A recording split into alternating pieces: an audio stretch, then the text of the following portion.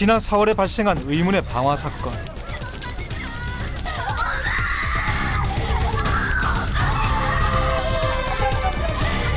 경찰은 현장에서 흉기와 다량의 혈흔을 발견했고 이거 피 맞네. 지금껏 송 여인이 살해된 것으로 추정하고 있었습니다. 그런데 솔직히 지금은 엄마 시신만이라도 찾았으면 하는 마음밖에 없어요. 죽은 줄로만 알았던 그녀가 CCTV에 포착됐습니다. 대체 이게 어떻게 된 일일까? 게다가 파주에서 걸려온 전화 역시 잘못 걸려온 전화라고 하기엔 통화 시간이 너무 길었습니다. 실종된 어머니의 소식을 가지고 오겠다던 작은 딸 민영 씨. 그녀는 지난 3일간 어디에서 무엇을 하다가 돌아온 것일까?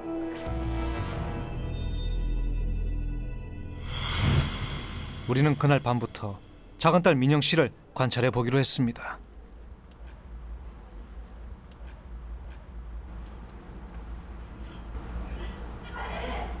뭔 소리야 이거? 싸우는 소리 같은데? 싸우는 소리라고? 가보자. 집안에서 다투는 소리가 들렸습니다. 부부가 말다툼을 벌이고 있는 듯 했습니다.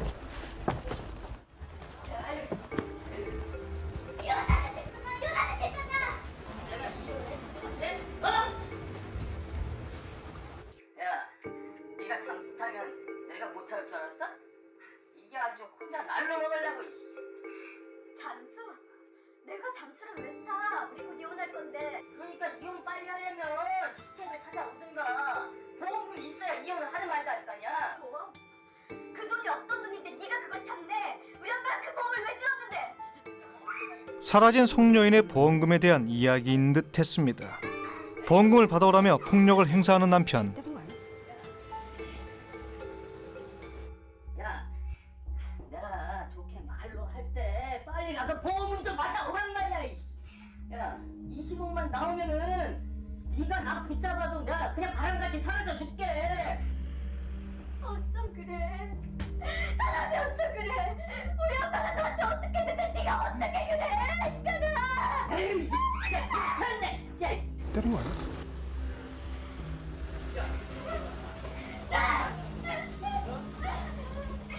가정폭력이 심각하다던 주민들의 증언은 사실인 듯 했습니다.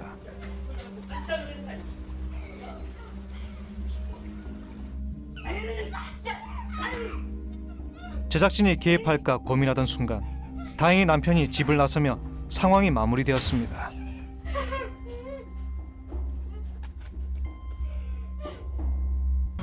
우리는 조심스럽게 작은 딸이 탄 차를 추적해 보기로 했습니다.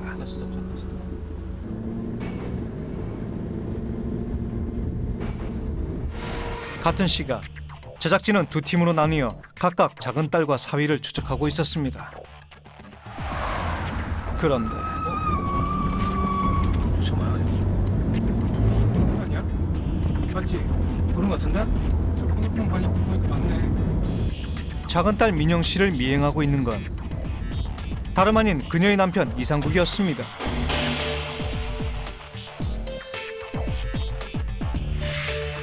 영문을 알 수 없는 상황. 우리는 일단 두 사람을 따라가 보기로 했습니다.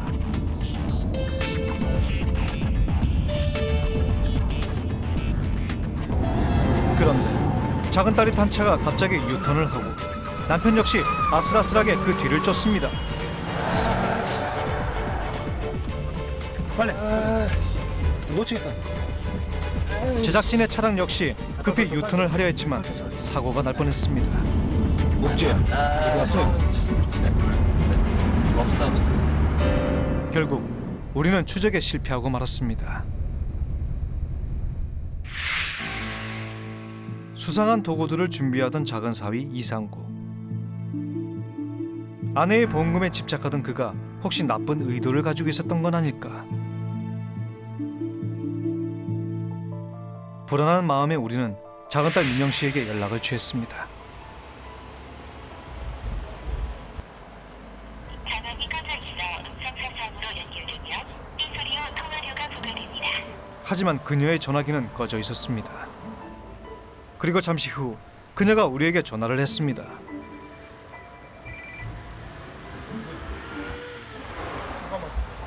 아, 여보세요? 일단 찾으셨다면서요? 아, 지금 괜찮으세요? 아무 일 없는 거죠? 저 괜찮은데 남편이 잘 따라왔다는 게 무슨 말이에요? 못 만나셨어요, 남편분? 그녀는 남편을 만나지 못했다고 했습니다. 다음 날 집으로 돌아온 민영 씨에게 어제 만난 의문의 남자에 대해 다시 물었습니다. 실은 엄마가 예전에 사귀셨던 분인데 그때 친아빠처럼 잘해주셨거든요. 그래서 옛날 생각도 나고 해서 찾아뵀어요. 그녀는 어머니 송 여인의 보험금에 대해서도 솔직히 털어놨습니다. 알고 계신 그대로예요. 엄마가 보험을 제 앞으로 많이 해두셨더라고요. 근데 그 인간이 그걸 어떻게 알았는지 보험금 나오기 전까진 절대 이혼을 못 해주겠대요. 그래서 계속 다툰 거예요. 보험이 있다는 건 예전부터 알고 계셨다는 거네요. 네. 그때 민영 씨에게 한 통의 전화가 걸려왔습니다.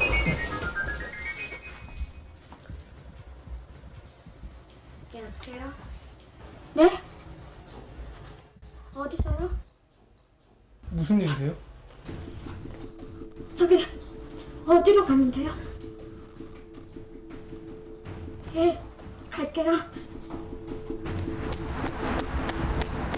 전화를 받고 달려간 곳은 병원의 영안실.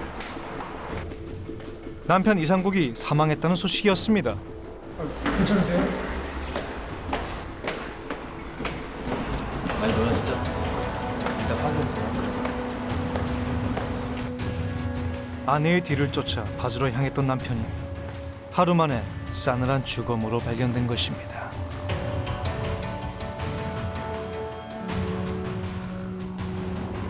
저희가 확인한 바로는 사망자가 그 맞고요. 그 목을 맸습니다. 유서로서. 유서요? 네.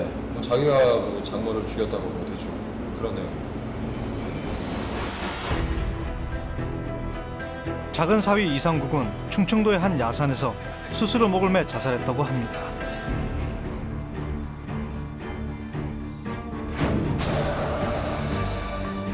사체 옆에 놓인 그의 유서에는 장모 송여인을 자신이 살해했다는 내용이 적혀 있었습니다.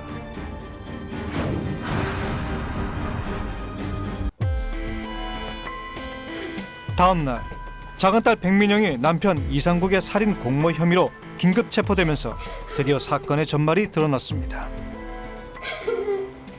다 저 때문이에요. 저 때문에 일어난 일이에요. 제가 너무 바보같이 사니까 그깟 보험금이 오라고 나 같은 게 어떻게 살지 무슨 생각이래요. 방화 사건은 자신의 사망 보험금을 딸에게 주기 위해 어머니 송여인이 벌인 자작극이라고 했습니다.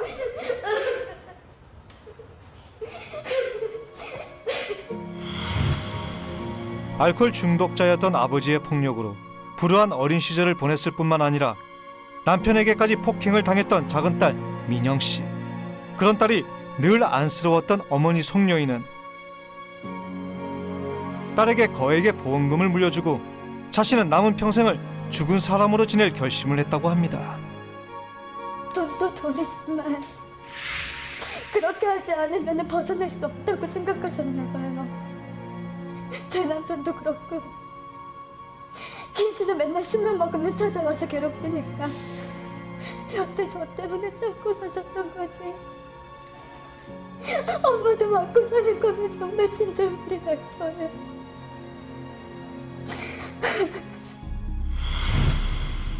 자신의 61번째 생일을 맞아 모처럼 가족과 행복한 시간을 보낸 그날 밤 송여인은 자신의 허벅지를 찔러 혈흔을 남겼다고 합니다. 그 후 그녀의 범행을 도운 건 바로 송여인의 전 애인 박 씨였습니다. 생일이니까 밤 12시 넘어서 밥 먹으러 오라고 하더라고요. 그래서 갔는데 그가 도착했을 때는 이미 송 여인이 자해를 한 뒤였다고 합니다. 당장 병원으로 가자고 했더니 안 된다 그러더라고요. 우리 둘이 같이 살 방법은 이거밖에 없다고. 이렇게라도 해야 걱정 안 하고 살 수 있을 것 같다고요. 결국 박 씨는 그녀의 범행을 돕기로 결심합니다. 그는 흉기를 가게 안에 남겨두고 사체까지 모두 타버린 것처럼 보이기 위해 자물쇠로 문을 잠근 채 불을 질렀다고 합니다.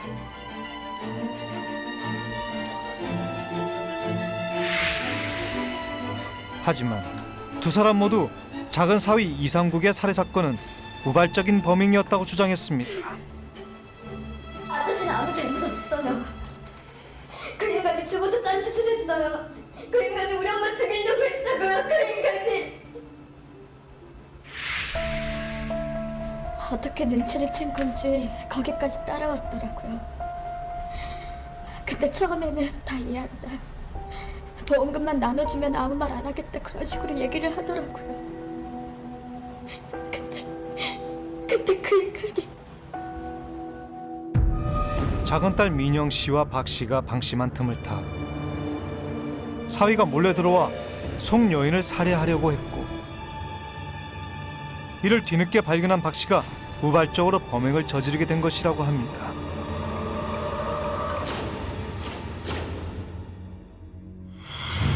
다 제 잘못이에요. 제가 그 인간하고만 빨리 헤어졌어도 이런 일은 없었을 거예요. 민영 씨는 이 모든 게 자신이 못난 탓이라고 자책하고 있었습니다.